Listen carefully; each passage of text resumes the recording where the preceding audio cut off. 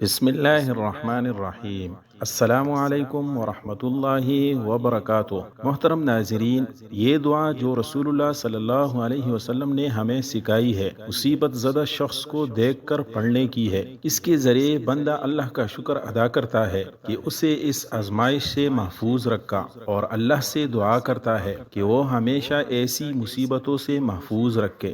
رسول اللہ صلی اللہ علیہ وسلم نے فرمایا، جو شخص کسی مصیبت زدہ کو دیکھ کر یہ دعا پڑھے تو وہ شخص اس مصیبت سے خواہ وہ کیسی ہی کیوں نہ ہو زندگی بھر محفوظ رہے گا۔